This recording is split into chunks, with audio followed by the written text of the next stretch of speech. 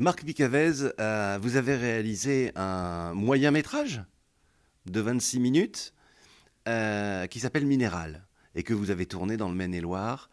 Vous avez pris comme personnage principal un couple qui reprend une entreprise viticole. Je voudrais savoir où vous avez à la fois trouvé ces personnages et cette idée, à quel moment cette idée est devenue un documentaire et ce film.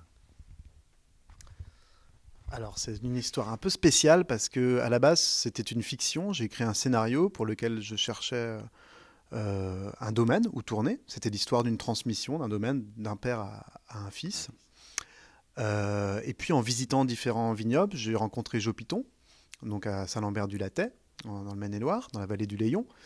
Et il m'a enseigné beaucoup de choses sur ses vignes, son rapport au sol, au sous-sol, à la nature et à un coteau, le coteau des Treilles que l'on voit majoritairement dans le film.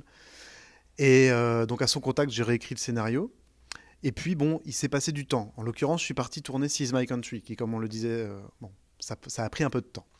Donc du coup, quand je suis revenu, quelques mois, voire même, il s'est passé plus d'un an, en fait, la situation avait changé. Et Jules, son fils, l'avait rejoint pour prendre la suite, parce que Joe allait prendre sa retraite.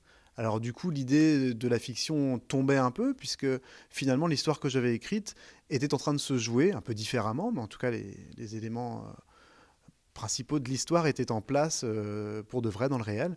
Et donc à ce moment-là, avec la production, on s'est décidé à changer un peu le cap. Et du coup, on est passé d'un projet de fiction dont on a laissé finalement le scénario de côté pour partir à filmer Jules et Tania et Jo dans cette transmission de domaine. Alors il y a une chose qui est frappante, c'est qu'au-delà de l'amour qui unit ces deux personnages, ce couple, il y a un véritable amour de la vigne, du travail et du minéral. Or, est-ce que la passion et l'amour suffisent pour reprendre une exploitation viticole? Alors bon, c'est une question complexe. Effectivement, ils sont passionnés. Jo est passionné, le fut et l'est encore. Il a notamment racheté ce coteau à 25 propriétaires différents. C'était tout en jachère, donc il a fallu des années de travail pour le replanter en vigne. Et puis c'est une vigne qui produit peu, parce qu'elle est très pentue, très caillouteuse. Donc ça fait des vins très singuliers, très minéraux justement, et très cotés. Mais par contre, c'est très difficile à produire. Du coup, il y a un soin très particulier qui est apporté à la plante, à la liane, au raisin, à tout ce qui naît entre ces pierres. Et c'est ce qu'il a transmis à Jules. Et puis Tania est dans cette même dynamique. Voilà. Donc, il faut effectivement ce soin, cet amour, cette passion pour pouvoir continuer ce travail. Mais effectivement, ça suffit pas forcément. Et en l'occurrence, le domaine a depuis changé de nom, a depuis été revendu. Jules et Tania ont changé un petit peu de leur vie depuis la fin de ce film. Mais en tout cas, parce que voilà, il y a eu 2 années de gel notamment, qui ont fragilisé et la vigne et la reprise.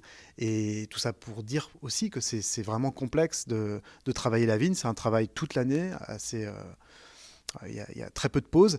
Et avec les aléas climatiques, avec en plus là un domaine à maintenir en qualité. Donc convaincre les sommeliers des grands restaurants, les agents qui représentent ces mêmes restaurants pour l'export. Enfin, c'est tout un monde aussi qu'il faut arriver dans lequel il faut arriver à rester.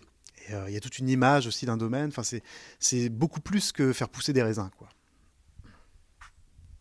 Alors j'adore dans ce film la proximité que vous avez avec ce couple. Comment on fait oublier la caméra à ces personnages-là et qui permet justement de capter des choses assez profondes, assez intimes dans ce que vous avez dit, c'est-à-dire l'interrogation aussi, le doute et l'envie. Alors, c'était pas forcément évident. C'était moins simple peut-être que lors de Seize My Country, qui procède un petit peu de la même manière, mais où on s'était très vite laissé oublier des marins parce que on était enfermés dans une même boîte pendant 15 jours. Donc au bout d'un moment, ils nous oublient. Là, c'était un peu particulier parce qu'on avait beaucoup moins de temps de tournage. Et puis les tournages, c'était un jour par-ci, 2 jours par-là. Donc quand on arrive, bon, ben, forcément, on n'est pas encore, on doit à nouveau se faire oublier. Donc il y avait ça. Et puis bon, ben, c'est vrai que moi, j'avais beaucoup préparé le film avec Joe. Mais Jules et Tania, finalement, beaucoup moins, parce qu'on a décidé de partir sur le mode documentaire au dernier moment, donc comme on le disait tout à l'heure. Et du coup, il a fallu du temps pour eux pour accepter la présence de la caméra et faire qu'ils l'oublient, quoi. Ça n'a pas été si évident.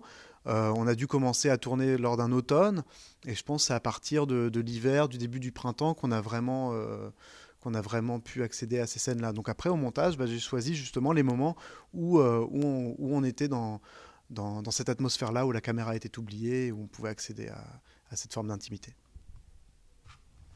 Une dernière chose, moi, qui m'a marqué, c'est que, effectivement, Joe a donné à son fils le gène de la viticulture, mais ça n'empêche pas l'apprentissage permanent. Et c'est un peu aussi ce que je retiens de ce film. Rien n'est acquis en réalité. Ah non, c'est vraiment frappant, effectivement, c'est un apprentissage permanent. Joe, il a rencontré un géologue sur le coteau des Treilles et qui lui a appris toute la richesse géologique du site. Et puis il a complètement remis en question son savoir et puis a pris ses connaissances et les a intégrées dans son mode de travail, de fabrication. Jules et Tania, ils ont été notamment en Nouvelle-Zélande, travaillé dans des domaines viticoles, dans d'autres domaines aussi en France. Euh, Ils sont sans cesse en recherche et puis c'est un petit monde aussi, c'est-à-dire que tous ces vins biodynamiques, naturels, bon là on est un petit peu entre tout ça, quoi. Officiellement c'est des vins bio, après ils empruntent des choses à la biodynamie, certaines cuvées sont totalement naturelles. Voilà, on est vraiment, eux ils sont vraiment à l'écoute de la nature et ils ajustent, on va dire. L'idée c'est d'intervenir le moins possible sur le vin et donc de laisser la nature faire tout en évidemment en étant en écoute permanente de ce qui se passe pour pouvoir répondre au mieux, quoi. Donc pour ça, il faut être vraiment ouvert et en perpétuel questionnement. Merci Marc.